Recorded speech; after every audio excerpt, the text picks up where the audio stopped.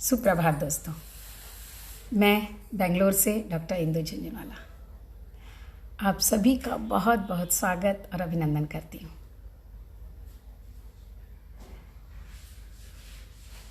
हम हर रोज अपनी यात्रा पर आगे बढ़ते जाते हैं और कल हमने देखा कि किस तरह से हम अपने जीवन में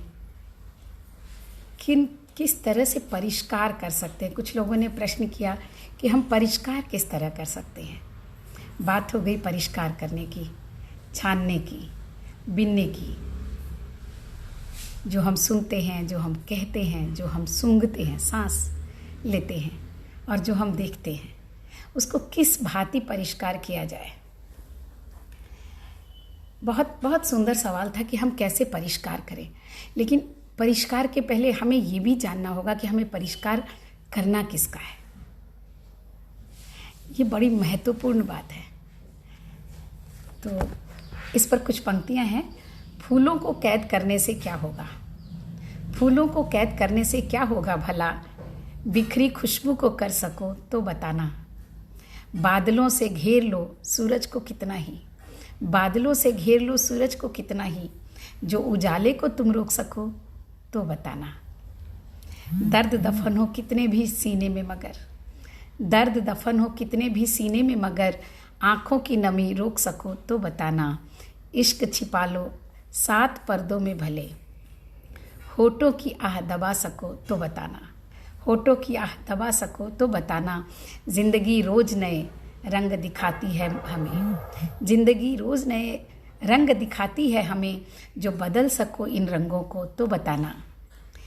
ये तो मरमर के जीना सिखाती है हमें, ये तो मरमर के जीना सिखाती है हमें, बिना मरे जीना सीखो तो बताना।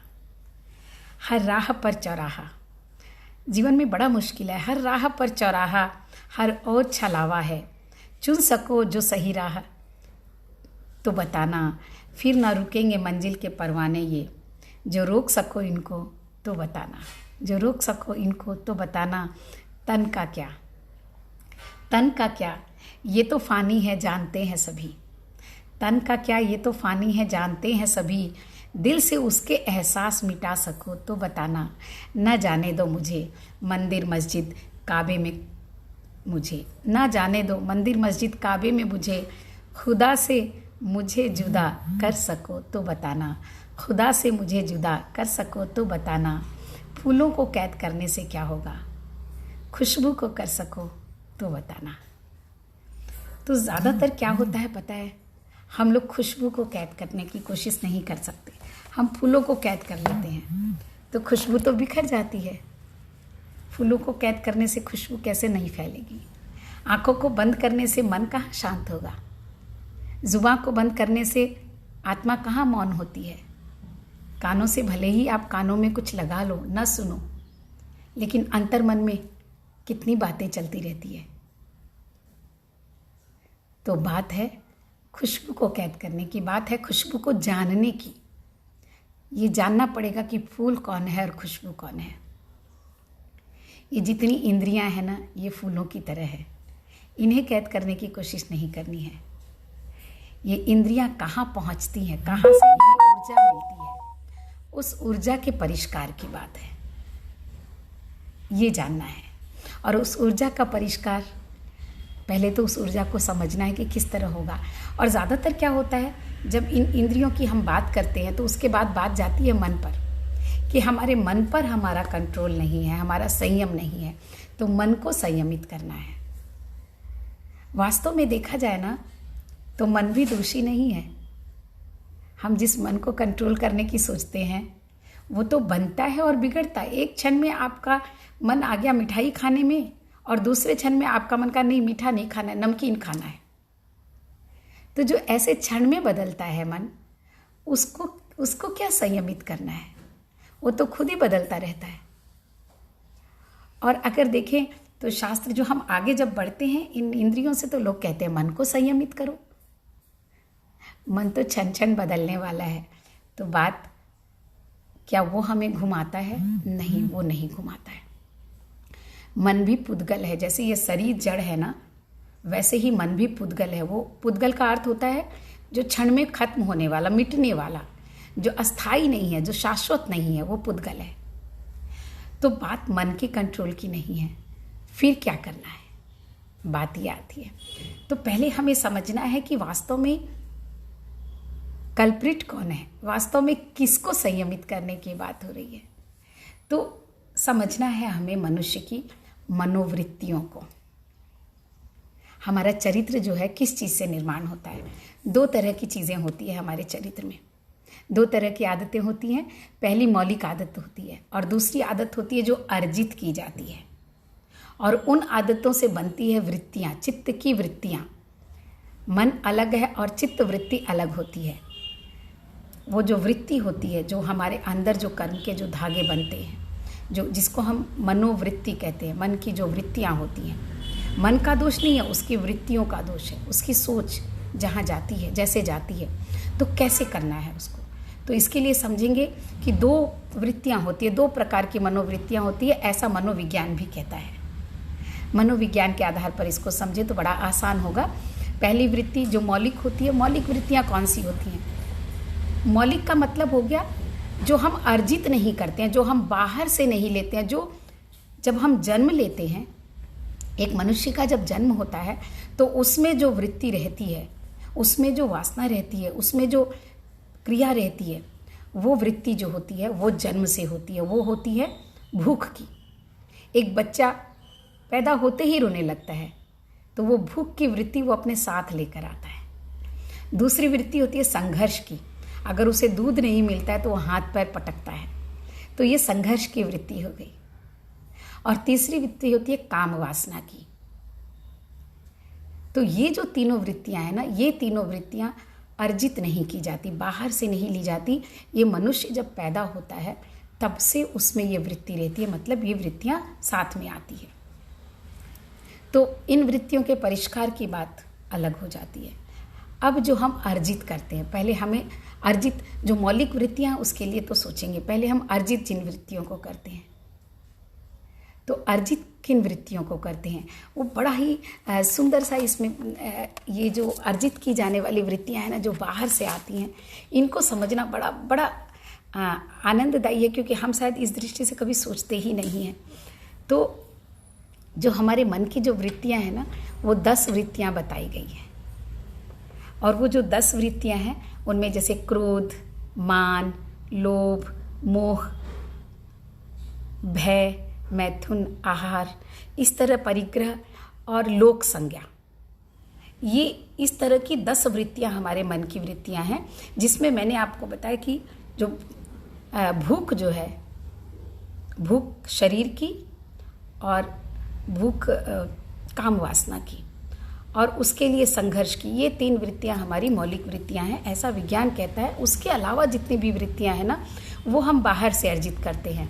जैसे हम लोक वृत्ति कहें, अगर लोक की संज्ञा की बात करें तो लोग क्या कहेंगे, एक बात ये होती है। एक होता है कि हम देख करके अनुसरण करते हैं, लोगों का अनुसरण। मनुष्य एक सामाजिक प्राणी है और इससे हम इनकार नहीं कर सकते हैं। मनुष्य, समाज, समाज और मनुष्य, जैसे पर्याय की तरह हम कह सकते हैं। तो समाज में जो घटित होता है, समाज में जो लोग करते हैं, हमारे हमसे बड़े जो करते हैं, या एक बच्चा जो है कैसे सीखता है लोक की वृत्ति, वो देख देख कर सीखता है। तो ये देख देख कर जो हम सीखते हैं, जो अर्जित करते हैं ना, ये मौलिक वृत्ति नहीं, इसे अर्जित वृत्ति कहते हैं। तो लोक की वृत्ति। दूसरा, अगर इन वृत्तियों में जो सबसे ज़्यादा जो हमारे चरित्र के निर्माण में सबसे ज़्यादा सहयोगी होती है लोक वृत्तियों में, उनमें एक और होता है जो सबसे प्रमुख है, वो है भय और प्रलोभन।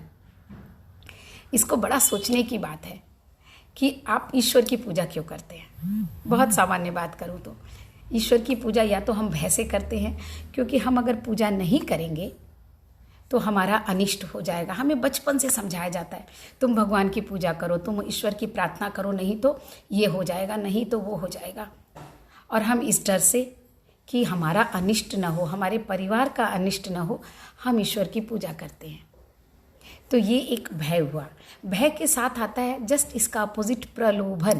प्रलोभन मतलब लालच। दूसरा, हम ईश्वर को क्यों मानते हैं? हमें लालच मन में होता है कि ईश्वर की प्रार्थना करेंगे तो हमें ये मिलेगा, हमें सुख मिलेगी, हमें संपत्ति मिलेगा, हमें पद मिलेगा, हमें धन मिलेगा। अब एक क्षण के लिए सोच के देखिए कि अगर ये भय और प्रलोभन ये दोनों न हो तो हम ईश्वर की पूजा करेंगे? आम व्यक्ति की बात कर रही हूँ। दो तरह के व्यक्ति होते हैं, दो तरह का चरित्र होता है। एक चरित्र जिसमें संज्ञाएं होती हैं, जिन संज्ञा की मैंने बात की, ये जो 10 संज्ञाएं हैं, संज्ञा अर्थात ज्ञान, 10 तरह का व्यवहारिक ज्ञान, वो संज्ञा। और एक होता है ज्ञान की संज्ञा। तो जिस व्यक्ति में ज्ञान प्राप्त कर लिया है, हम उसके लिए बात नहीं कर रहे हैं। दो तरह की संज्ञा हुई, जिसे वेदना की संज्ञा और ज्ञान की संज्ञा ऐसे भी कहते हैं। वेदना की चेतना, वेदना मतलब सिर्फ जानकारी की चेतना, और ज्ञान की देखिए, ज्ञान और जानकारी हमेशा अलग है, मैंने पहले भी आपको बताया है। तो ज्ञान जो आप महसूस कर पाते हो, जो आप अंदर से आपके आता है, और जानकारियाँ जो आप पोथी पत्रों में पढ़ करके इकट्ठा कर लेते हो बाहर से। तो दो अलग अलग चीज़ें हैं।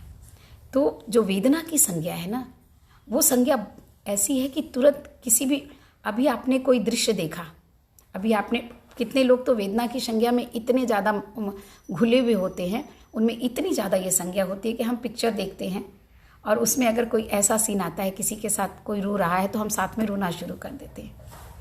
कहने का अर्थ है कि बाहरी जो स्थितियाँ हैं वो जब हमारे मन को प्रभावित करती हैं और वो जब हमारे चरित्र में आ जाती हैं, तो वो एक संज्ञा बनती है, वेदना की चेतना बनती है। और दूसरी चेतना ऐसे बनती है जो ज्ञान की चेतना, जब हम बाहर की स्थितियों से हमारी वृत्तियाँ प्रभावित नहीं होती हैं।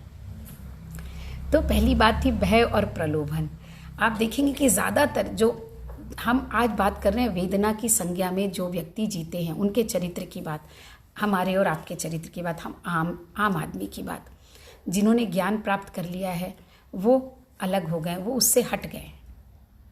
उन्होंने इस अर्जित की हुई चेतना को, अर्जित की हुई वृत्तियों से का परिष्कार वो कर चुके हैं, और हमें उन अर्जित की हुई वृत्तियों का परिष्कार करना है। तो हमें समझना होगा कि हम में भय और प्रलोभन की वृत्ति कितनी है। हम ईश्वर की पूजा भय या प्रलोभन से करते हैं, हम अपने बड़ों की जो आज्ञा मानते हैं भय या प्रलोभन के कारण, उनका सम्मान भय या प्रलोभन के कारण अगर कर रहे हैं, तो ये हमारे मन की वृत्ति है। इसका हमें परिष्कार करना होगा, पहली बात। दूसरा, हम क्या है भय या प्रलोभन के कारण करते हैं, दूसरा करते हैं निंदा या प्रशंसा। इसको भी समझना है। हमारी निंदा ना हो इसलिए हम अच्छा कार्य करने का प्रयास करते हैं, हमारी प्रशंसा हो तो हमें उत्साह मिलता है अच्छा करने का। तो दूसरी स्थिति बनती है भय, प्रशंसा और निंदा की। हमारे चरित्र का किस तरह निर्माण होता है, हमारी जो ये 10 मनोवृत्तियां हैं, इसमें अर्जित की भी मनोवृत्तियों का किस तरह से निर्माण होता है, पहले हम इसको समझ लें। जब हम इसको समझ लेंगे ना, तो इनके परिष्कार को समझना बहुत आसान हो जाएगा। तो दूसरा जो है भय और प्रलोभन, और दूसरा है प्रशंसा और निंदा। बचपन से ही देखिए ना, हम बच्चे को कहते हैं कि अरे तुमने बहुत अच्छा काम किया, तुमने बहुत सुंदर लिखा है, तुम और इससे अच्छा लिखोगे तो तुम्हें मैं एक पेन ला के दूंगी। बच्चा प्रसन्न हो जाता है, उसे प्रलोभन दे देते हैं, हम चॉकलेट देंगे तुम्हें, ये काम करो, तो वो प्रलोभन से काम करना सीख जाता है। तो वास्तव में ये जो है ना, ये अर्जित कर रहे हैं, हम बाहर से अर्जित कर रहे हैं। बच्चे को शुरू से भय और प्रलोभन दे रहे हैं, बच्चे को शुरू से प्रशंसा और निंदा दे रहे हैं। तो वो बाहर से उसके चरित्र के निर्माण में ये दोनों चीज़ें सहायक होती है। और तीसरी और चीज़ है, वो है सुख और दुख। अब सुख और दुख का बच्चों से क्या संबंध है? बहुत गहरा संबंध है। एक छोटा बच्चा अगर आग में हाथ डालता है, आग को छूने का प्रयास करता है और उसे जलन होती है हाथों में, तो उसे दुख की अनुभूति होती है, कष्ट की अनुभूति होती है, और वो सीख जाता है कि हमें आग में हाथ नहीं डालना है क्योंकि इससे तकलीफ होती है। एक छोटे बच्चे को पानी में छोड़ो और उसे पानी में बड़ा आनंद आ रहा है, लेकिन बहुत गर्म पानी हो वो चिल्लाएगा, बहुत ठंडा पानी हो तो भी वो चिल्लाएगा, और आम सामान्य तापमान हो, हल्का सा गर्म हो तो उसे आनंद आता है उस पानी में। तो ये जो सुख और दुख की अनुभूति है ना, ये भी हम बाहर से अर्जित करते हैं। हमें बताते हैं कि इस चीज़ में सुख है, इस चीज़ में दुख है।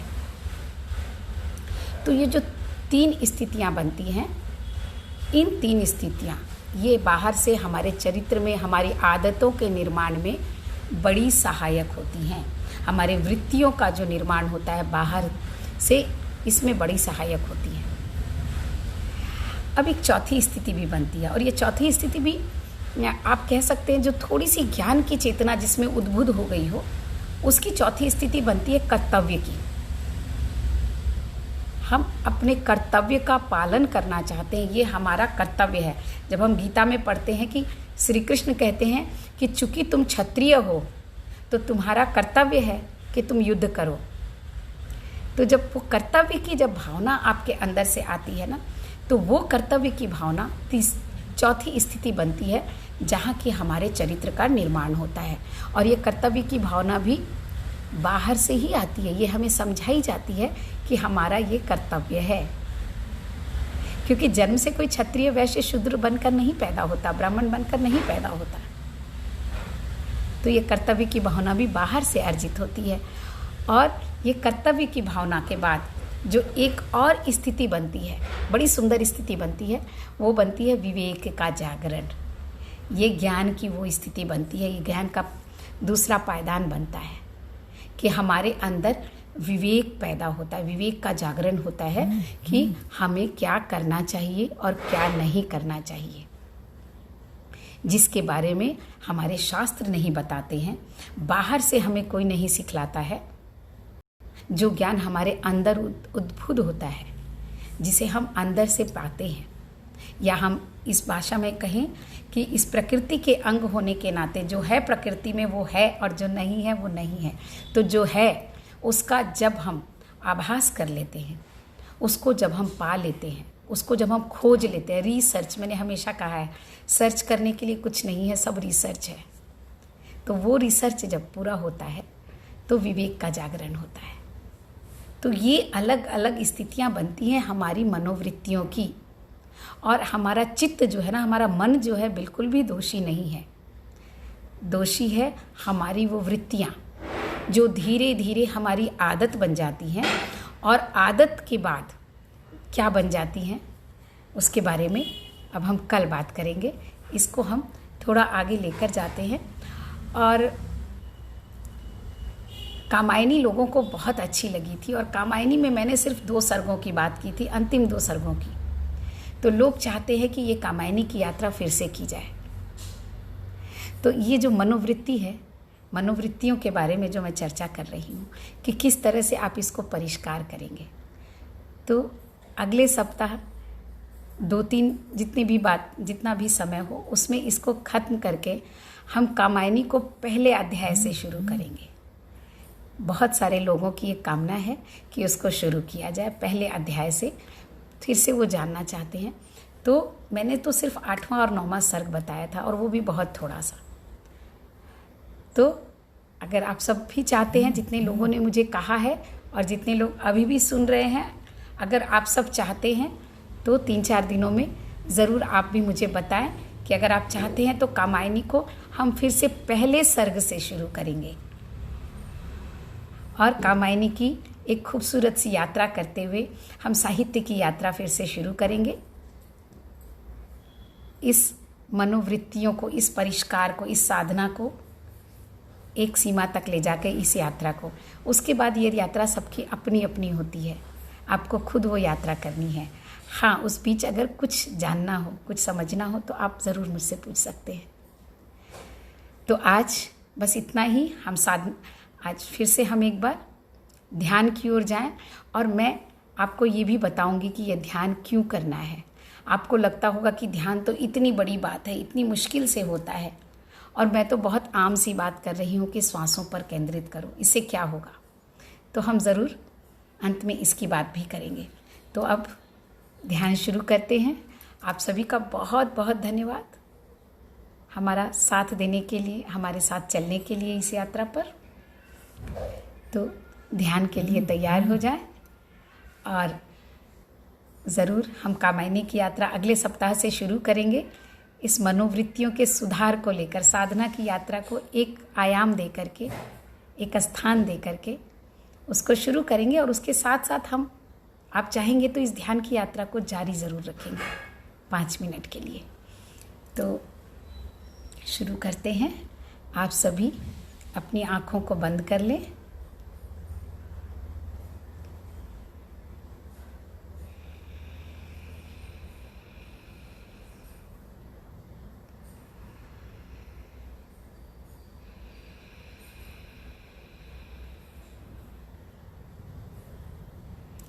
देखिए, ध्यान नहीं लगता क्योंकि बात दिमाग में आ जाती है।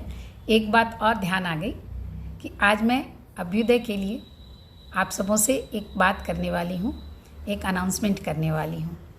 तो इस प्रोग्राम के बाद उस अनाउंसमेंट को अभ्युदय के पटल पर, काव्य रंगोली के पटल पर और अभ्युदय के व्हाट्सएप पर, तीनों पर ज़रूर भेजूँगी।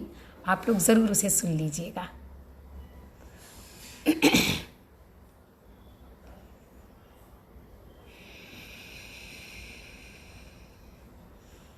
आँखों को बंद कर लें।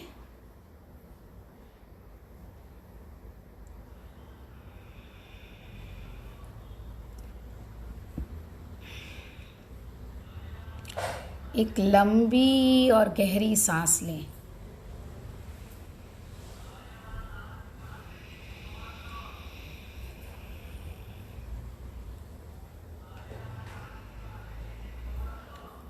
और अब आप सभी, हम अपने पैरों की ओर बढ़ते हैं। अंगूठे से शुरू करती हूँ। मैं अपने अंगूठे को, उसके साथ की अंगुलियों को, पैरों की अंगुलियों को ढीला छोड़ रही हूँ।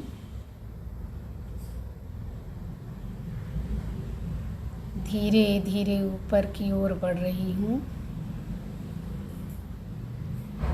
दोनों पैरों के घुटने पर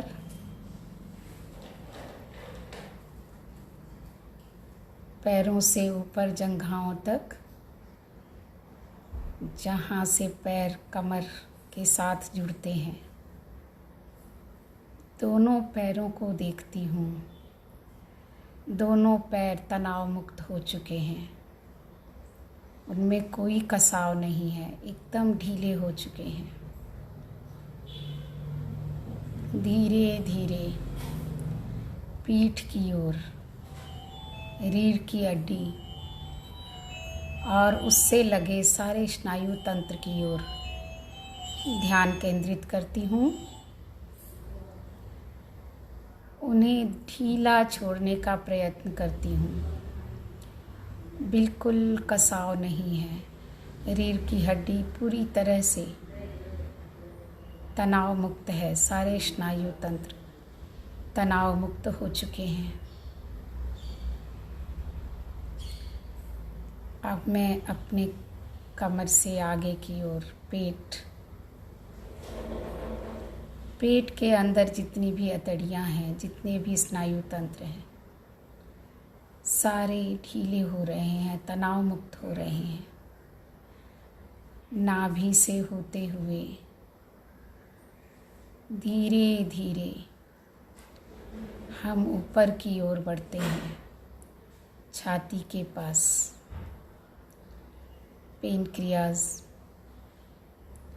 ऊपर आते हैं।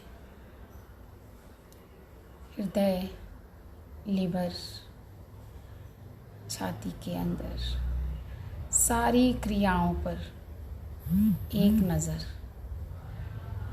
और मैं अपने शरीर के इस अंग को पूरी तरह से तनाव मुक्त करती हूँ।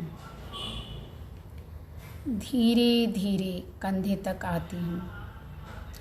कंधों को ढीला छोड़ते हुए दोनों हाथों की अंगुलियाँ, हथेली, पूरा हाथ तनाव मुक्त हो चुका है। अब धीरे धीरे गर्दन के पास, गर्दन, ठुड्डी, होठ, जीभ, तालू, गाल, नाक, आँखें, कान, भौं, माथा, ऊपर सर, पीछे का सर का हिस्सा, ऊपर सर, सहस्त्रार जिसे कहते हैं, मांग जहाँ पर करते हैं, और धीरे धीरे दोनों भौं के बीच में जहाँ बिंदी लगाते हैं, ज्ञान चक्र, अज्ञ चक्र भी कहते हैं इसे। यहाँ पर हम अपने ध्यान को पूरी तरह केंद्रित करने के लिए हम अपने नाक से अंदर जाती हुई श्वास,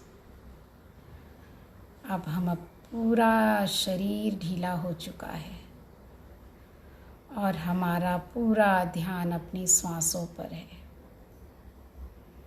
एक लंबी और गहरी सांस,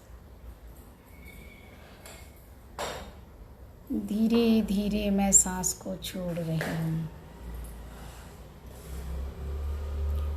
फिर से सांस ले रही हूँ,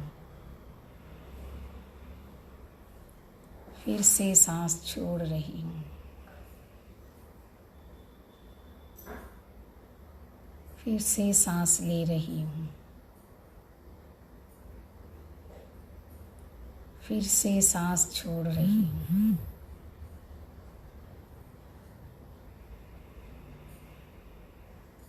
लेती हुई सांस के साथ सकारात्मक ऊर्जा, पवित्र ऑक्सीजन अंदर जा रहा है जो शरीर के सारे हिस्सों को ऊर्जा दे रहा है।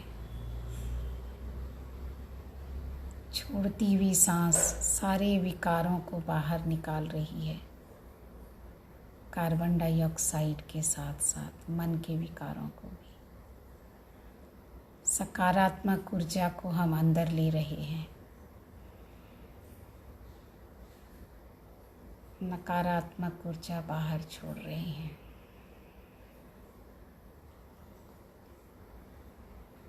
अपनी सांसों को देखिए, अपनी सांसों को महसूस कर रही।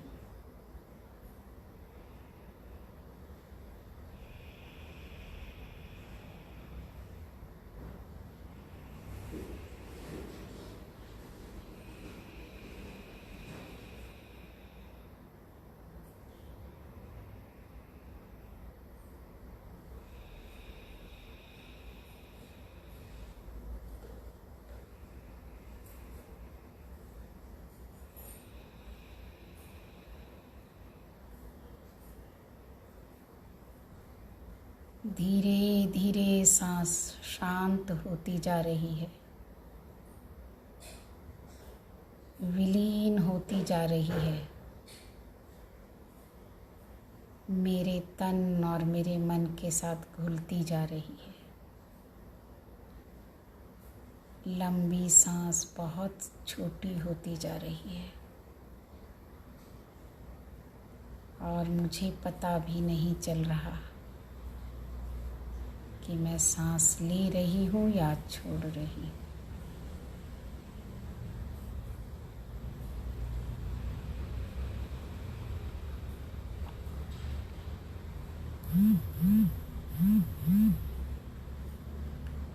सिर्फ मैं, सिर्फ सांसें या सिर्फ शरीर, पता नहीं।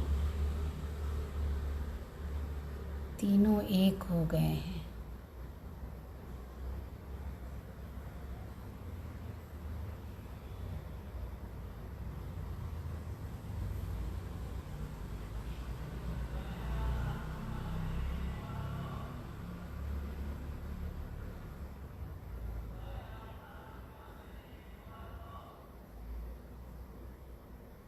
चेहरे पर एक मुस्कान,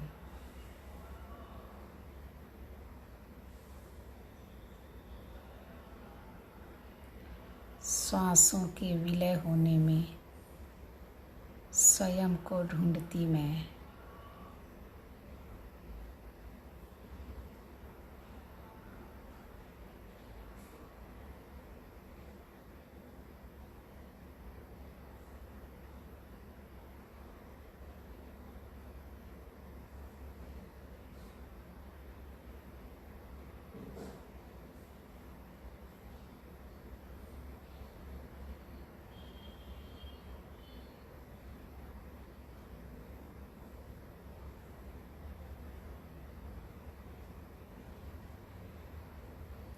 अपने आज्ञा चक्र पर ध्यान केंद्रित करें।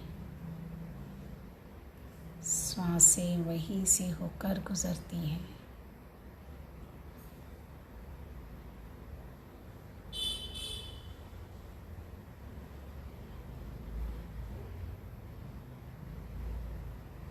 कहीं आपकी श्वास आज्ञा चक्र से होकर गुजर रही है, महसूस करें।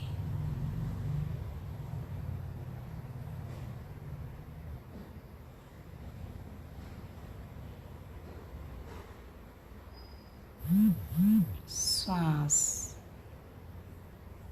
एक श्वास जो आपके नासिका से फेफड़ों तक जाती है और परिष्कार करके बाहर आती है। दूसरी श्वास जो आपके आज्ञा चक्र से होकर रीढ़ की हड्डियों तक जाती है, रीढ़ की हड्डियों के अंतिम छोर तक जाकर सहस्त्रार, सर के ऊपर के हिस्से में सहस्त्रार चक्र तक जाती है। जब विलय होने लगता है श्वासों का, तो श्वास आज्ञा चक्र से सहस्त्रार से यात्रा करती है इस पूरे शरीर से सहस्त्रार तक की। बीच की नाड़ी जिसे सुषुम्ना कहते हैं, सुषुम्ना नाड़ी में प्रवाहित होती है। जैसे जैसे आपकी श्वास शांत होने लगती है, उसका प्रवाह ऊपर की ओर हो जाता है, ऊर्ध्वगमन करती है।